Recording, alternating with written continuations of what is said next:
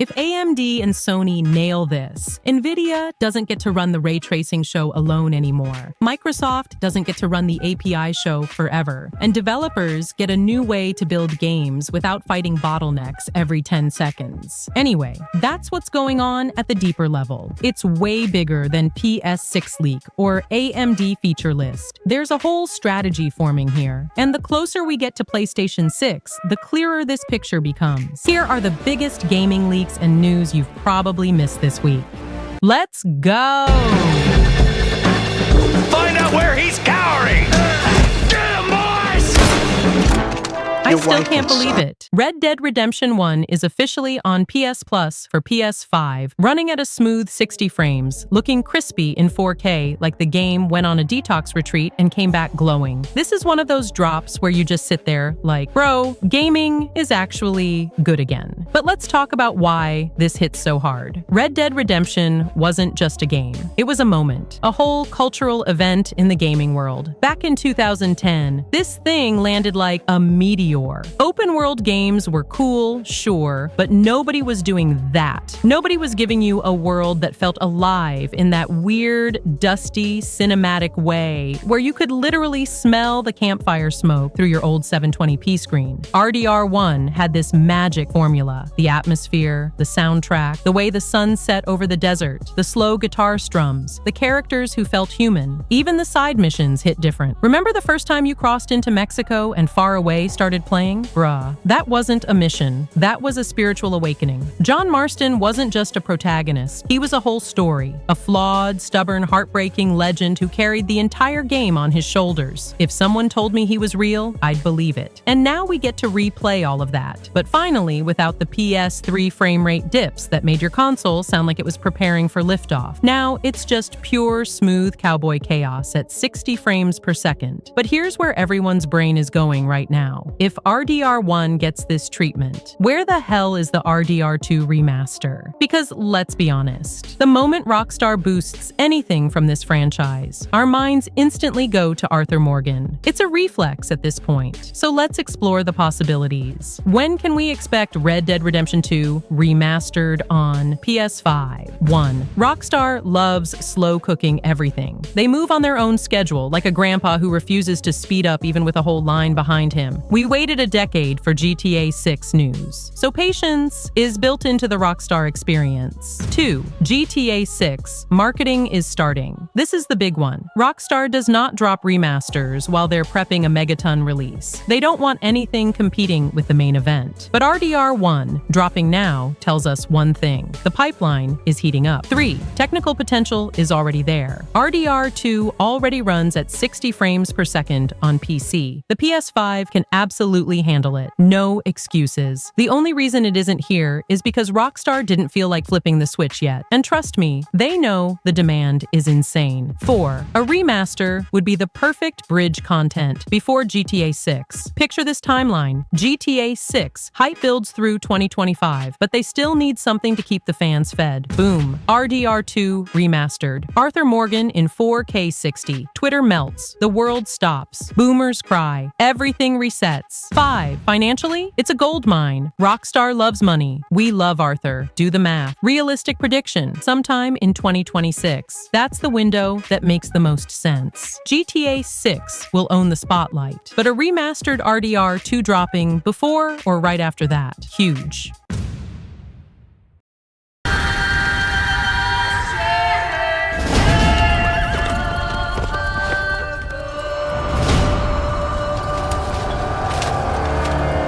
So here's where this all started. Multiplayer First covered it, but the origin of the rumor actually came from a Polish podcast with Rock and Boris. And according to them, this is not random fan fiction, but something multiple independent sources have backed up. And the rumor is basically CD Projekt Red is planning a third DLC for The Witcher 3. Yup, after Blood and Wine and Hearts of Stone, a whole new one in 2026. And here's the twist. It's not being made by CDPR directly. It's supposedly being made by Fool's Theory, which is a studio founded by former Witcher 3 devs, including one of the major quest designers, wccftech, like real people who shaped all those iconic quests we still rave about. These guys know the DNA of that world, and they're already working with CDPR on the Witcher 1 remake, so it's not like they're strangers. They're already under contract for multiple Witcher-related things. But let me break down why this rumor actually kinda makes sense. So first off, Witcher 3 just hit its 10-year anniversary, and CDPR updated the game again, pushed cross-platform mod support for consoles and PC, which is already insane support for a decade-old title. But then Rock and Boris said, yeah, they're not done. There's one more thing, a new story DLC. And according to them, the release order CDPR is currently planning is consoles get mod support, then Witcher 3 DLC, then Witcher 4, then The Witcher 1 remake. So if this rumor is real, it's definitely meant as a bridge, a setup, a clean little story that connects Witcher 3 to Witcher 4. Because by the time Witcher 4 drops, it'll be like 12 or 13 years after Witcher 3. A whole generation of players has grown up not knowing anything except the Netflix show. Some people who were toddlers when Witcher 3 launched are going to be in high school when Witcher 4 comes out. They have zero emotional connection to Geralt's story, to Ciri, to the whole world. So of course, CDPR would want to reintroduce people, right? Give players a reason to boot the game up again, get streamers talking, flood YouTube with Witcher 3 in 2026 videos, make it culturally relevant again before Witcher 4 lands. And Fool's Theory, real talk, is a perfect team for that. They made the Thaumaturge, they assisted on Baldur's Gate 3. They're literally founded by old Witcher devs. The only weird part is them diving back into the old Red Engine toolset. But honestly, stranger things have happened, and it makes sense strategically. They have some veterans, but also a bunch of newer devs who never worked on Witcher 3, so this could be a warm-up. A get familiar with the Witcher universe bootcamp before they fully build the Witcher 1 remake. And here's the bigger play. CDPR can share internal narrative stuff for Witcher 4 through this DLC without actually spoiling Witcher 4. It's a stealthy way of handing off story Bible info to Fool's Theory under the pretext of, hey, make a DLC, while simultaneously priming fans to care again. Now, let's talk about what this could even be, because the speculation is kind of fun. Think of where Blood and Wine ends. Geralt is basically retired, chilling in his villa, depending on your choices. If you romanced Yen, she shows up. If you romanced Triss, she shows up. If you messed up both romances, sometimes Ciri shows up. And if she doesn't, Dandelion pops in. All that classic Witcher branching nonsense. A DLC set after all that makes total sense. They don't have to undo anything. They can just say 5 years later. Geralt's chilling, the vineyard has grown, the place looks even more beautiful, and then Ciri arrives, older, more mature, with a new mission. Maybe she needs help with something. Maybe she's being hunted again. Maybe she's investigating something that will kick off the events of Witcher 4. Maybe Geralt goes with her for one final contract. Maybe it's literally about passing the torch. Maybe Geralt hands her something symbolic, a medallion, a sword, a final lesson. Or, hear me out, they use this DLC to explain how Ciri loses her OP powers, because you cannot start Witcher 4 with her at God mode levels unless you want a broken game. They might do a God of War 2 situation. Strip the powers, throw her into danger, rebuild her over the course of the new game. And this DLC could be the setup for that, a narrative excuse with emotional weight. Do I think the DLC will be free? Honestly, probably. CDPR loves pulling the free update shadow drop huge hype moment move. I can see it being announced at Summer Game Fest 2026 with a big available tonight moment. Probably short. 5 hours, maybe. Just enough to tie the knot between the old trilogy and the new era. And the timing fits everything. The Witcher's brand needs a reset after the Netflix drama. They want people excited for the game again. They want to reframe the story in the original tone, not the Hollywood version. They want younger players to care. And The Witcher 3 is iconic, so one final DLC as a marketing and narrative move, that's honestly kind of brilliant. Alright, next topic. And this one is honestly hilarious because Ubisoft is doing that classic Ubisoft thing where everyone on Earth knows a remake exists, except Ubisoft themselves. Like, bro, you can't hide a whole pirate ship. So, Assassin's Creed 4 Black Flag, a game people still call one of the best in the franchise, has basically been leaking out of the studio's walls for years. Dev leaks, insider chatter, actor hints, data trails, employee LinkedIns, everything short of Yves Guillemot walking on stage in a pirate hat. And yet, officially, Ubisoft is still pretending this remake doesn't exist. Who? Us? Remake. Edward Kenway? Never heard of him. But here's the interesting part. Fans tracking this thing actually have a really solid idea of what this remake is shaping into. And it's not just a pretty graphics, slightly sharper water remaster. Ubisoft seems to be going full modern treatment on it. Think Assassin's Creed, Shadows level visuals, Shadows level animations, and more RPG-style systems. There's also new missions, new story bits for Edward Kenway. That means it's not just a visual upgrade, it's a partial rewrite, basically the final mix version of Black Flag, with extra chapters stitched in. But here's the catch. Apparently, Ubisoft is cutting out the modern-day sequences entirely, and that right there pissed off a lot of longtime AC fans. Because as much as people meme on the Animus stuff, Black Flag's modern-day sections are actually important to the meta story. Cutting them out kind of feels like removing a piece of the franchise's identity just to streamline things for new players. Now, the studio leading this whole project is reportedly Ubisoft Singapore, the same guys behind Skull and Bones, which, fun fact, literally started life as a spin-off of Black Flag's Naval Combat. They've been living inside pirate code for a decade. If there's any team that knows how to do water, waves, ships, wind, and cannons, it's them. And honestly, yeah, it makes sense. They built an entire standalone game out of Black Flag's sailing system, whether people liked the end product or not. And Ubisoft as a whole is clearly going all in on Assassin's Creed again. We've got Shadows this year, Mirage just got a Saudi-funded free update. The Black Flag remake is almost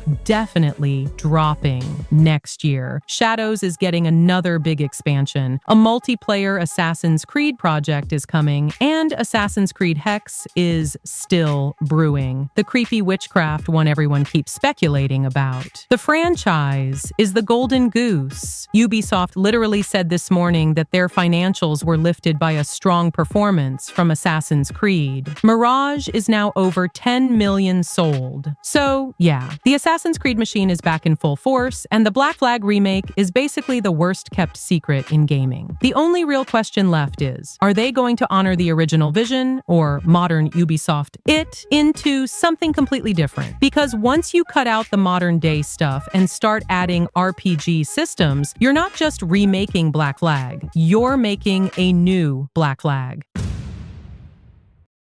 Next up, Linus just dropped a pretty brutal reality check on Valve's new Steam machine. And if you were hoping for a $500 console killer, yeah, this is not looking good. So here's the deal. Linus went to Valve, saw the box, got a bunch of real info on specs, design, power usage, all that. But Valve is keeping one thing completely locked up, the price. And of course, that's the one thing everyone is fighting about online. Half the internet thinks this thing is going to be a PS5 but for Steam at $500.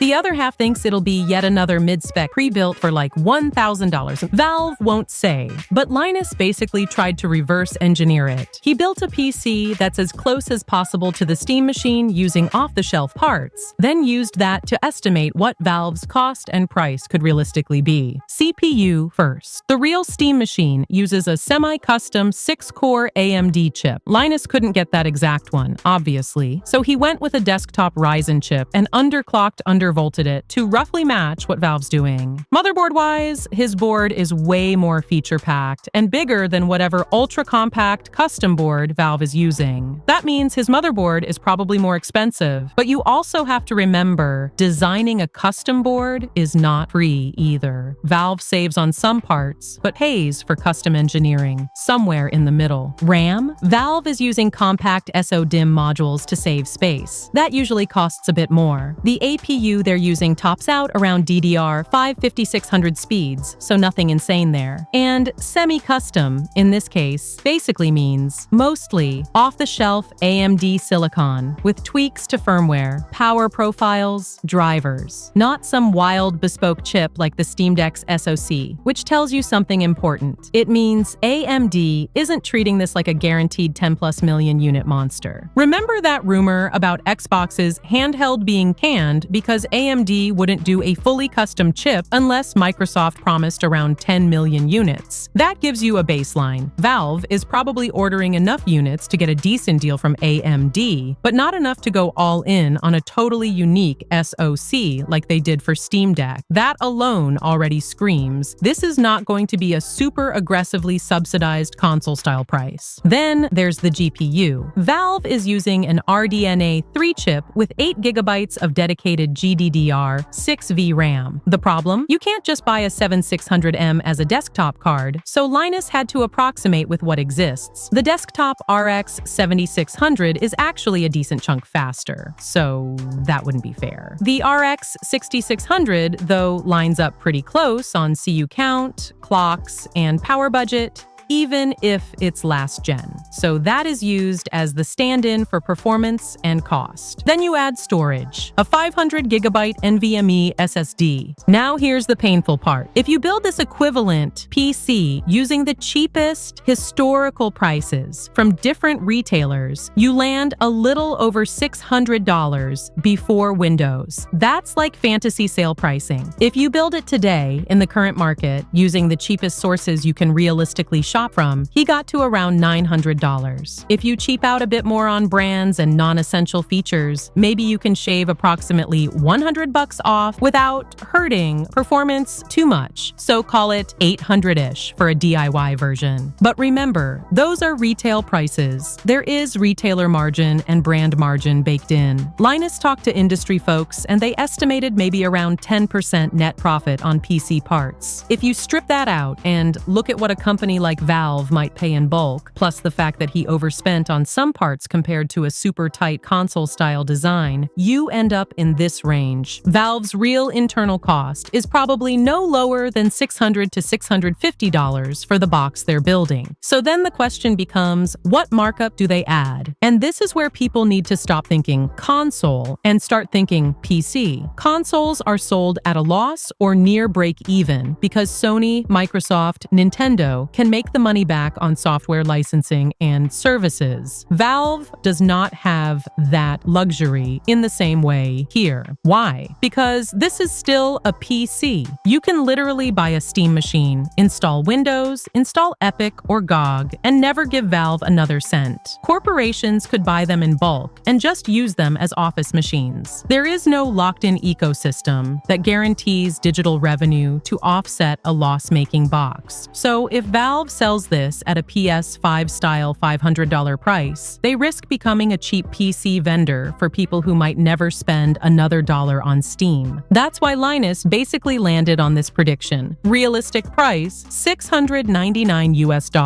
Not 500, not 999. Around 700. Maybe it nudges up to 800 if the market goes crazy again. But 699 is his actual educated guess. Now, the important follow-up, what do you get for that? Performance-wise, in his testing, the fake Steam machine could run Cyberpunk 2077 at 4K with FSR on performance and a low preset at about 60 FPS. Not maxed out, obviously, but honestly, a very playable, decent-looking experience on a TV. When they compared that to a PS5 running its performance mode, there wasn't a clear slam dunk winner. The PS5 had nicer lighting. The PC image could look a bit sharper or more tweakable, but they both sat in the same general looks good, runs at 60 bracket. That's the point. As long as Valve prices this near the PS5 and Series X range instead of trying to undercut them by hundreds, it holds up fine as a living room PC console hybrid, especially when you factor in PC perks like Steam sales, no paid online, and the freedom to tweak your settings exactly how you like. And Valve's internal positioning reasoning is interesting too. They think this thing will be more powerful than what about 70% of current Steam users have. That does not mean 70% of people will buy one, but it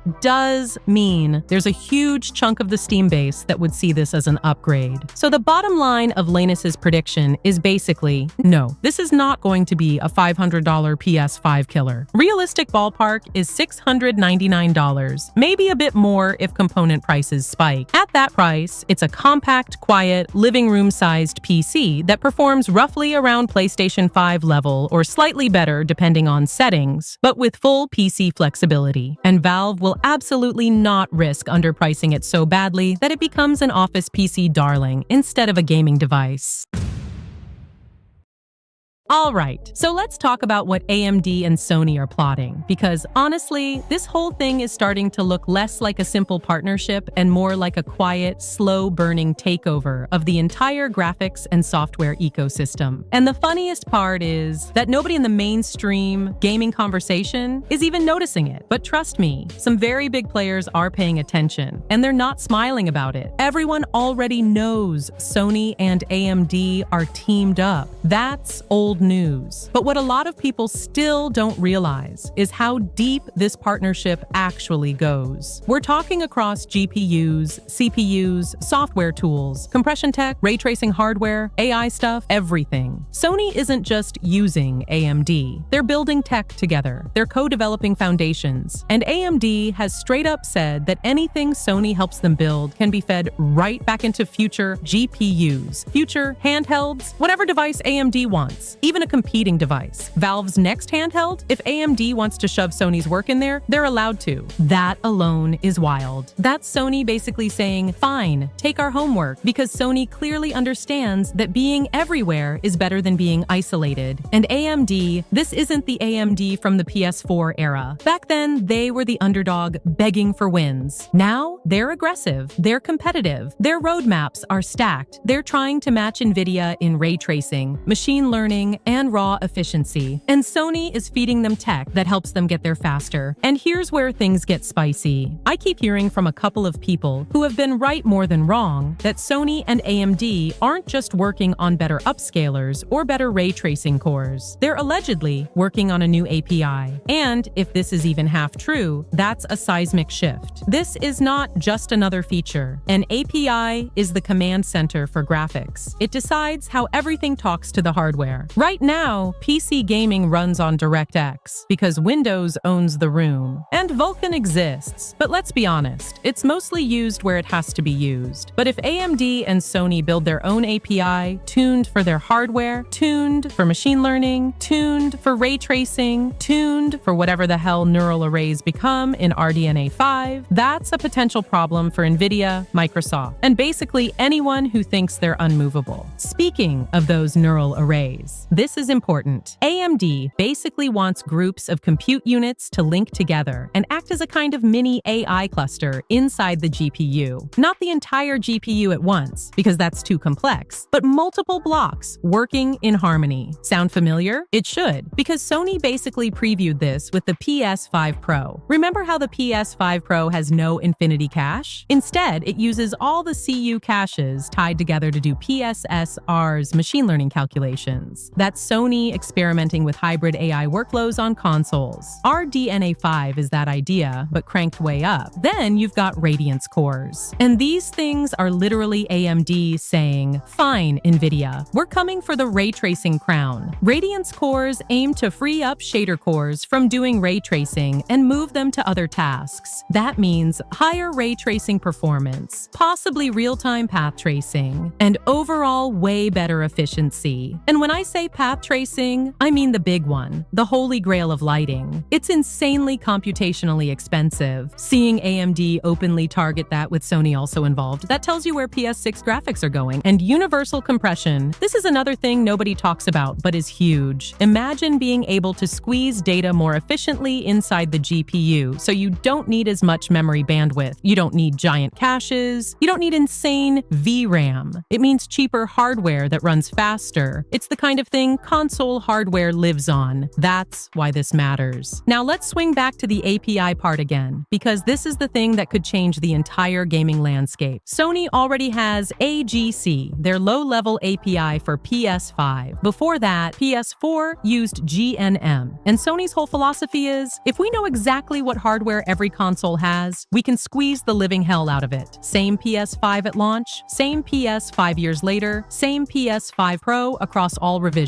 No weird PC variations. Everything is consistent. That's why console games have insane optimization compared to PC. Console APIs are built for fixed hardware with low-level access. So imagine Sony and AMD designing a new API together, one that combines the brutal efficiency of console tools with the flexibility and reach of something like Vulkan. That's why this is making people nervous. Because maybe it's graphics focused, maybe it's AI focused, maybe it's ray tracing focused, maybe it's all of that. And don't forget, AMD already tried breaking the API system once. Remember Mantle? Battlefield 4, Thief, Ashes of the Singularity, those early tests? Mantle gave like 60% higher performance in some cases just because it cut overhead and used CPU cores properly. That project didn't fail. It literally evolved into Vulkan and pushed Microsoft into releasing DirectX 12. AMD changed the entire industry once already. Now imagine that same move, but this time they're not alone. They've got Sony riding shotgun. Now combine all this with everything else Sony is doing, bringing more games to PC, probably building a PC launcher, and pushing into handhelds again. Of course, they want their own software ecosystem. It makes perfect sense. They don't want to rely on DirectX forever, and AMD doesn't want to be chained to NVIDIA's standards forever either. So yeah, when I say this thing could shake up gaming, I'm not being dramatic. This is very, oh, they're actually trying to reshape the rules energy. And honestly, it feels like the start of a power shift. If AMD and Sony nail this, NVIDIA doesn't get to run the ray tracing show alone anymore. Microsoft doesn't get to run the API show forever. And developers get a new way to build games without fighting bottlenecks every 10 seconds. Anyway, that's what's going on at the deeper level. It's way bigger than PS6 leak or AMD feature list. There's a whole strategy forming here. And the closer we get to PlayStation 6, the clearer this picture becomes.